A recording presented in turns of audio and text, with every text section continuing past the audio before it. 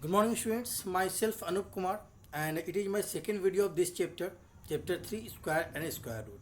Okay students, so in previous video we have already discussed about what is square and what is square number, what is perfect square and how to get perfect square, how to find perfect square by two methods, first prime factorization method and second long division method.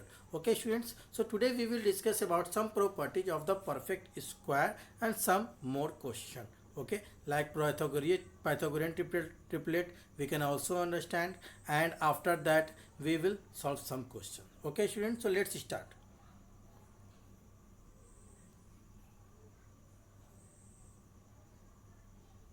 Now, so here at first, the first properties of perfect square, and the first property is a number ending in 2, 3, 7 or 8 never a perfect square. It means if the unit digit of any number is 2, 3, 7 or 8, then it cannot be a perfect square. 82, 73, 27, 138, these are not a perfect square.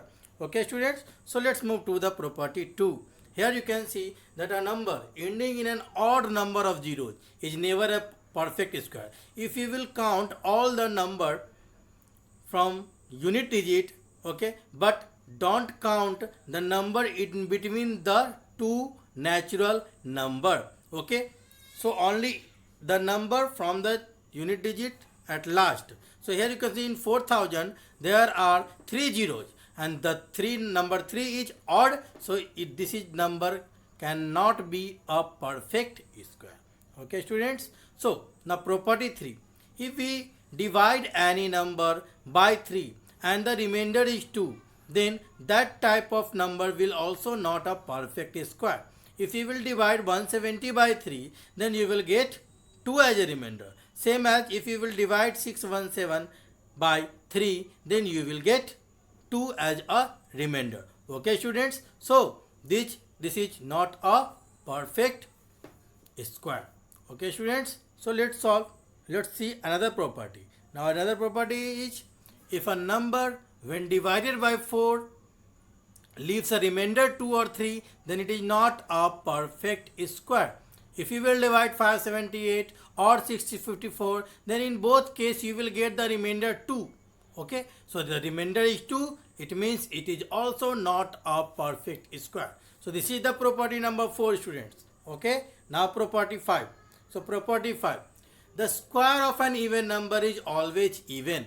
It means if you will square of any even number, but it can be positive only, not negative. Okay, but it can also, you can also take the negative natural number. If you will, we will discuss about that property later. Okay student, so if you will take any even number 2 and you can take the square of that number, then you will get 4, and 2 and 4 both are even number. Same 8 and 64 both are even number. If you will take 16, then 16 square is equal to 256, then 16 and 256 again even number. Like this, in property 6 you can see that the square of an odd number is always odd. 3 square 9, 5 square 25, 7 square 49, these all are the odd numbers. Okay students, so now let's move to the property 7. The square of a proper fraction is smaller than the fraction. Okay, if you will square any proper fraction, here I can show you that 3 by 5 I have taken. Now we will do the square of the 355, then we will get 9 by 25. So 9 by 25 is always less than the number 3 by 5. Okay, you can check it. If you will multiply, if you will use cross multiplication method, then 9 into 5 45 in LHS and 25 into 3 75 in RHS. 75 is greater than 45, it means 3 by 5 is greater than 9 by 25. Okay students, now so let's move to the next property 8. The difference of the square of two consecutive numbers will always equal to the sum of the consecutive numbers. Okay, now here I have taken two consecutive number 35 and 36. Okay, and square of the sum difference of the square of that even number. So 36 square minus 35 square, but it is necessary that the two number which you have taken should be consecutive number only. Okay, so after that there is no need to solve it by using any identity. If the given number is consecutive and the difference of the square of their consecutive number is given. Then directly we will add the given number to get the value. You can also check it by using identity. We know that a square minus b square is equal to a plus b and a minus b. So 36 plus 35, 71. And 36 minus 35, 1. And 71 into 1, 71. Same answer. You can check it. Okay, students. So you can check it. Another some you can say take also some more examples to check this property. Okay, students. So let's see property 9. For every rational number n, we have sum of first n odd natural number is equal to n square. This is the formula. Okay, but this property 9 will satisfy if the number will start with 1 and the all numbers are consecutive odd number. Okay, so here you can see 1, then 3, then 5, 7, 9. These all are the odd consecutive natural number and it is starting from 1. It is necessary. If it is starting from 3, then this property cannot satisfy. Okay, so how many numbers it is? 1, 3, 5, 7, 9, 5 numbers. So the value of n will be 5. Then we will use formula n square. It means 5 square is equal to 25. So like this we can also find. There is no need to add this. Directly we will use the formula n square. Okay. Now the property 10. Between two consecutive square numbers n square and n plus 1 square, there are two n non-perfect square numbers. Maybe you have not understood this property here. So let's see an example to understood this property. Okay. Now here I can show you. If we will take the value of n as 1. Okay. Now, so n square is equal to 1 in 1 square, it means 1. Then n plus 1 square is equal to n plus 1 to the whole square. It means 1 plus 1 to the whole square is equal to 2 square is equal to 4. Now tell me that what will be the difference between what will be the number in between 1 and 4. There are two numbers 2 and 3. There are numbers 2 and 3. It means two numbers in between 1 and 4. Okay. So after that the formula is 2n non-perfect square number. It means 2 into the value of n 1. 2 into 1 is equal to 1. 2. It means same two number. So to find the number in between two square number which always equal to 2n non-perfect square. It means if you will take the value of n as 2, then what will be the value of n? Then n square will be 2 square is equal to 4. 2 square is equal to 4. Okay. Same as n plus 1 to the whole square. If we will put the value of n as 2, then 2 plus 1 to the whole square. It means 3 to the whole square is equal to 9. Okay. Then what will be the how many numbers will lie in between 4 and 9? 5, 6, 7, 8. It means 4 numbers will lie in between 4 and 9. So use 2n formula. 2n means 2 into n, and the n value of n we have taken 2. So 2 into 2, you can see 4. It means to find the number. If the question is saying that find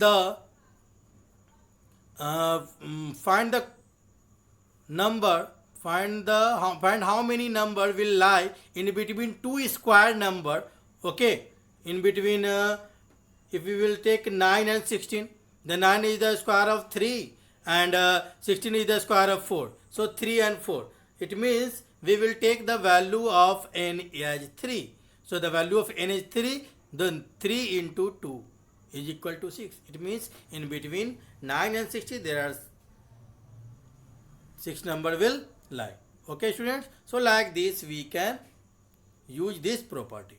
Okay. Now, so let's see the another topic. Now the another topic is Pythagorean triplet. What is Pythagorean triplet? It is the word is related to Pythagoras theorem. Okay, but it is not like that. Okay, students. So here you can see.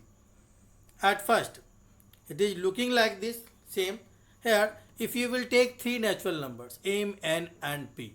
Okay, then we can write it like m square plus n square is equal to p square. So this is called the Pythagorean triplet. If you will put the value of m, n and p in this triplet, then the value will same. That is, in the LHS and RHS value will be same.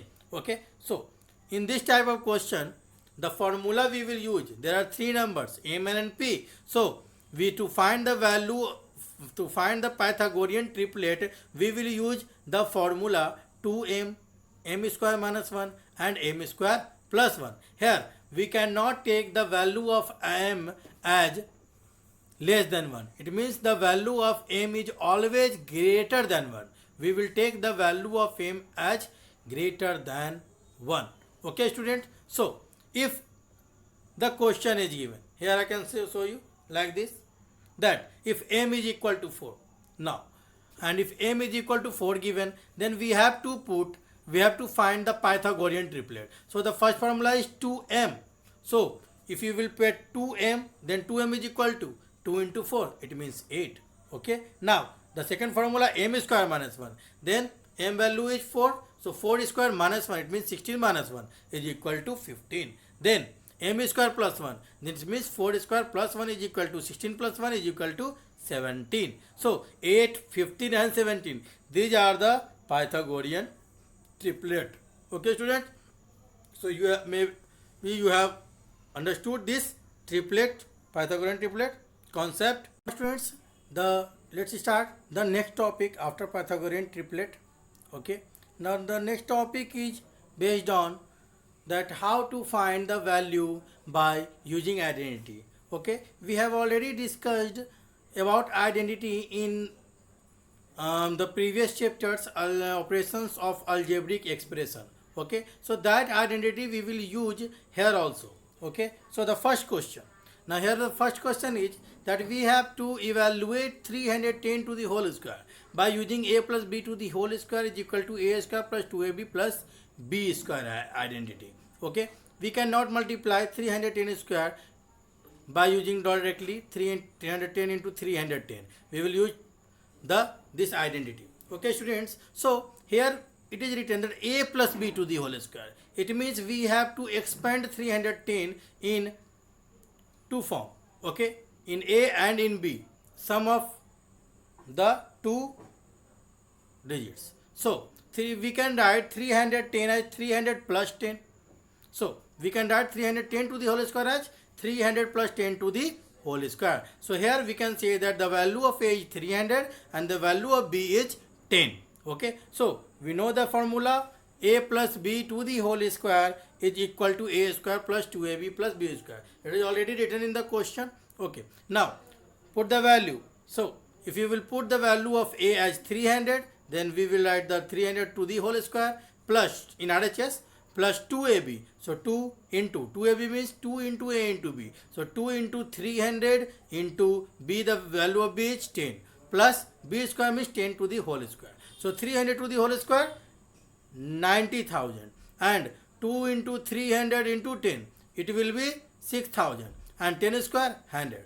After adding you will get 96,100. So like this we can use this identity.